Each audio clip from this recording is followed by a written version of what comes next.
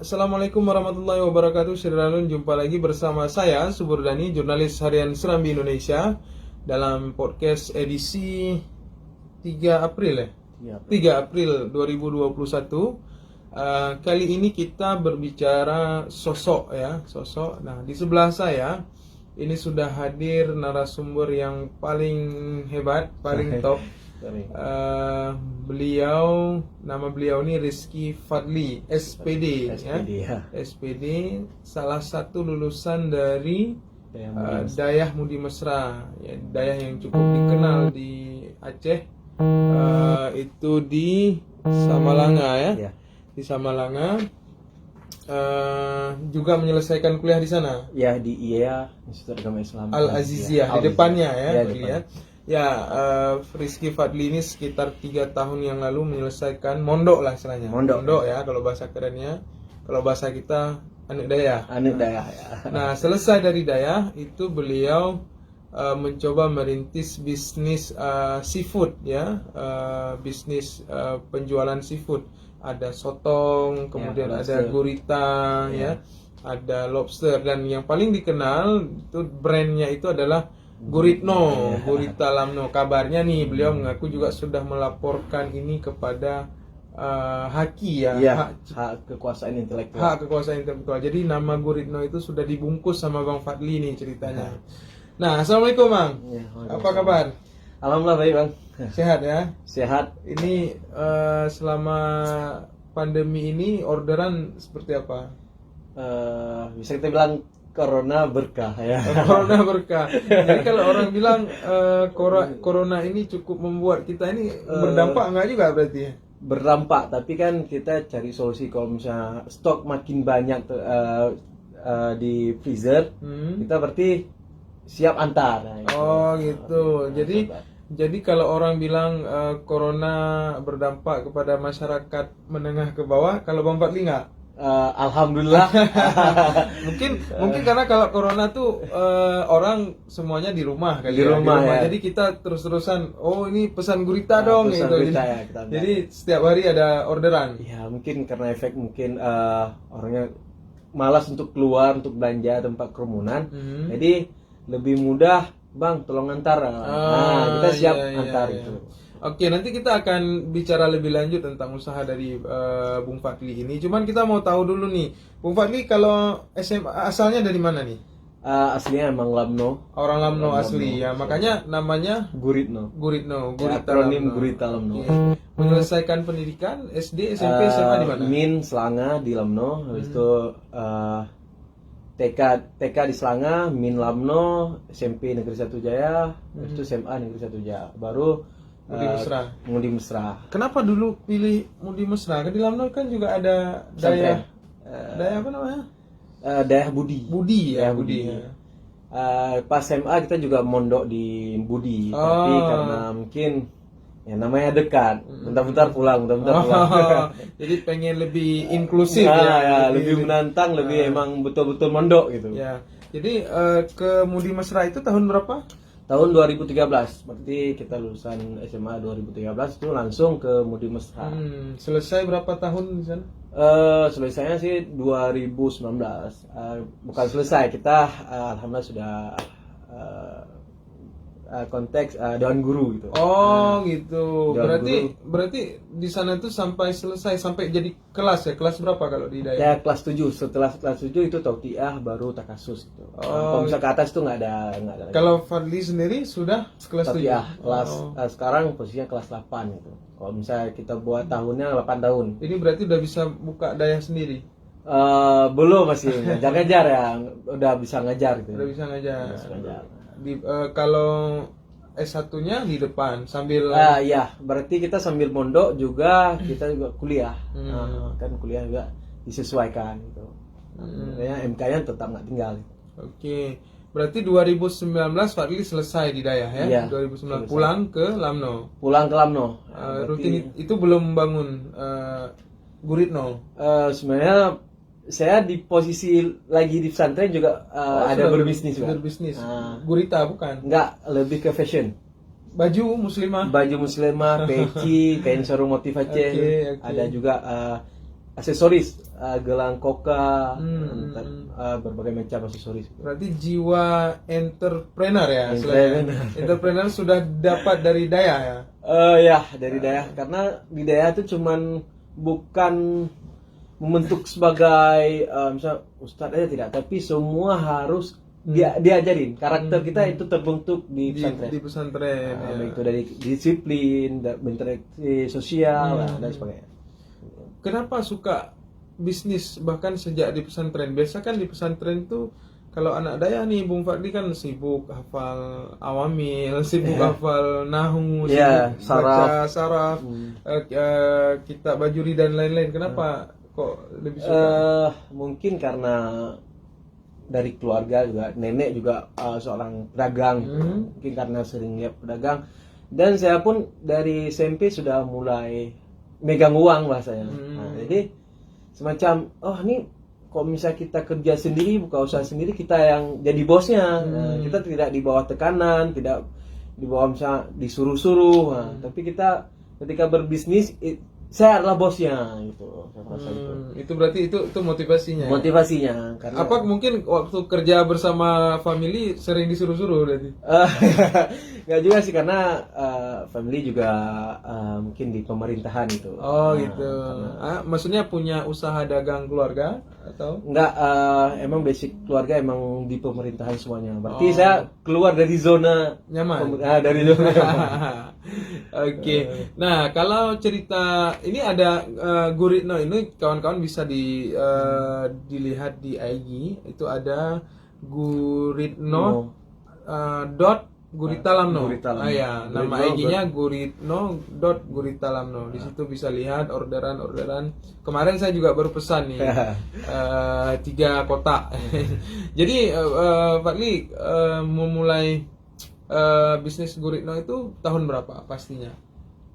Kita mulainya akhir dari 2019, tapi untuk detailnya kita untuk size-nya kita buat 2021. 2020. Termasuk pendaftaran hak ya, aktual tadi. Hakinya 2020. Nah, kenapa Fadli memilih berbisnis seafood? Ya. Untuk pribadi saya, karena saya udah berarti untuk fashion udah 2 tahun. Berarti kalau misalnya lebih banyak ordernya ketika puasa, mendekati Lebaran. Kalau misalnya saya lihat, kalau menurut fashion itu dia ada musimannya. Dan apalagi kalau misalnya udah satu orang tuh udah memiliki, misalnya dia pengen peci ataupun pengen baju itu, udah memiliki, udah selesai. Kalau misalnya udah merata, kita udah ketinggalan, barangnya tinggal itu. Namun gitu juga, saya juga main kopi Bentaru. Dulunya ada kopi Bentaru. Itu juga dengan persaingan yang ketat, ya kan, modal yang besar. Habis itu nih putar balik ini kalau misalnya makanan nih kayak prospek nih. Karena kan makanan itu kadang kayak tagline kami telomlo meriwang lo. Ini juga lupa saya sampaikan tadi tagline-nya telomlo meriwang lo. Jadi orang yang sudah nyobain didoktrin dalam bahasa kutip ya, didoktrin sama Guritno nih telomlo meriwang lo. Tapi itu bukan hanya sekedar tagline. Pengen nambah memang. Dilanjut terus. Jadi pas mulai bisnis Guritno ini kita nggak langsung model ready, ya. Berarti ada yang kita posting, yang pesan kita olah itu, kita produksi. Karena melihat makin hari alhamdulillah makin berkembang, makin mantap, bisa lah untuk rezeki kan. Baru kita sistem ready, selalu ready. Baru kita supply ke market-market, ke reseller lain di kabupaten-kabupaten yang ada di Aceh, dan kita juga kerjasama dengan outlet mie, outlet mie Aceh. Nah ini Fadli bukan iseng berarti ya, artinya bukan dimulai karena pengen nyoba-nyoba, tapi memang terstruktur bisnis ini. Sebenarnya karena udah beberapa bisnis kita lalui, inilah yang cocok. Kita coba fashion udah, main kopi udah. Nah, kita habis itu baru kita main di kulinernya. Kuliner, kenapa pemilihan kuliner? Karena orang selalu butuh. Iya, selalu butuh. Alasannya itu. Alasannya betul. Misalnya, oh nih Pak, apalagi kita posting pas hujan-hujan nih. Oh iya. Pas hujan. Enak nih makan mie guritno, makan guritno tumis. Nah, jadi orang, oh Maya juga nih, baru pesan itu. Nah, kalau boleh tahu nih, sekarang Fadli bekerja sendiri atau punya teamwork atau seperti apa?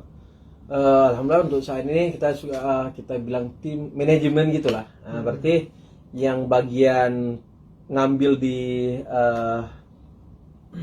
aman nelayan ada, yang produksi yang bersihin, ngolah, untuk packaging itu udah ada, untuk marketing juga udah ada. Oh gitu. Tapi base-nya di Banda Aceh atau di Banda Aceh? Di Banda Aceh ya, di Banda Aceh.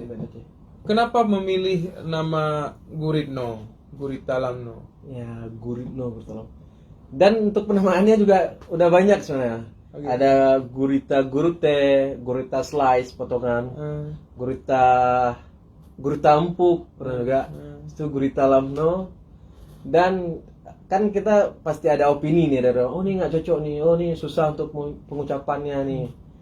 Habis itu bertahannya di Guritno. Berarti memang sangat mudah diingat ya. Sangat mudah diingat, dan mungkin karena di Sokong kan kita di Indonesia ada tokoh tuh namanya Wulan Guritno. Mendompleng dari ketenaran Guritno. Jadi kita macam parasit numpang dikit. Iya.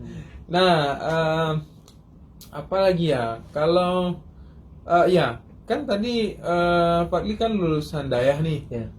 Tiba-tiba beralih ke bisnis gitu kan. Sekarang masih nggak aktivitas dayahnya masih dilakukan nggak, mengajar? Untuk mengajar mungkin tidak, karena kan ini masih posisi balik Banda Aceh, balik Sanamsa masih belum stay di satu daerah. Daerah. Ini sering bolak-balik ya. Nah, berarti tapi insya Allah dalam sebulan itu baik 3 kali 4 kali itu kami usahakan tetap balik pesantren. Ngaji sama-sama bisa ke Mudi. Di Kemudi. Kalau balik ke sana tuh hanya untuk silaturahmi, ngaji lagi gitu. Ngaji juga. Misalnya kita ngaji dengan abu. Berarti dewan guru itu pagi emang ada pengajian sama abu. Disebut dewan guru di Mudi Mesra itu artinya sudah bisa mengabdi, mengajar di situ. Mengabdi dan sudah bisa belajar ataupun ikut pengajian dengan Angkoram Abu. Oh gitu. Berarti ada tingkatan untuk bisa ngaji bersama abu gitu. Ya, nggak semua santri. Untuk santri itu biasanya Jumat. Pagi Jumat siap selesai subuh itu ada pengajian dengan Angkoram Abu.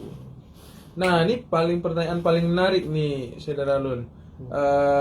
Soal omset nih. Nah, ini menarik nih ditanya karena seorang Fadli dari santri, bekas santri, mantan santri dan sekarang juga masih santri dari Dayah tiba-tiba beralih ke bisnis. Berarti kan ada sesuatu nih dari bisnisnya yang dijalankan. Pasti berarti omsetnya besar nih.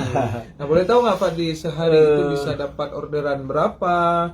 Bisa dapat penghasilan berapa? Kita kalau misalnya hari itu nggak bisa, karena tidak bisa kita prediksi. Kadang-kadang lagi cuaca bagus, orderannya banyak, tapi kadang-kadang nanti lagi musim hujan, kita ngantar susah orang ini. Jadi kita ngambil patokannya per bulan. Nah, berarti per bulan kurang lebih 25 juta. Wih, luar biasa. Dikit-dikit, masih dikit-dikit. Seorang santri Dayah ya yang luar biasa sudah menyelesaikan pendidikan Dayahnya, pendidikan S1, tiba-tiba berbisnis sebulan bisa menghasilkan 25 juta. Ini kotor bersih? Itu omset, tapi bersih untuk kita dekat-dekat 10 lah. Iya. Alhamdulillah semuanya rezeki dari Allah tentunya. Ya. Nah, ini menarik. Fadli ini mungkin berbagi tips nih bagi saudara Lun. Sebenarnya motivasi terkuat Fadli ini dalam menjalankan bisnis ini apa nih sebenarnya? Yang pertama itu karena pribadi saya tuh paling tidak mau dalam keadaan tertekan. Tidak misalnya kita bekerja keras tidak apa-apa, yang penting kita jangan tertekan. Kita emang hobi ya kan, hobi dan emang kemauan sendiri itu lebih, menurut saya lebih kebahagiaannya lebih. Karena kalau misalnya kita kita pandang secara materi ini banyak nih gajinya, tapi kita di bawah tekanan itu tidak ada kepuasan bagi saya. Jadi mending kita jadi pembisnis kecil tapi kita yang jadi bosnya, daripada kita besar gajinya tapi kita di bawah tekanan terus. Tidak ada ketenangan. Oke, ini menarik quote-nya ya.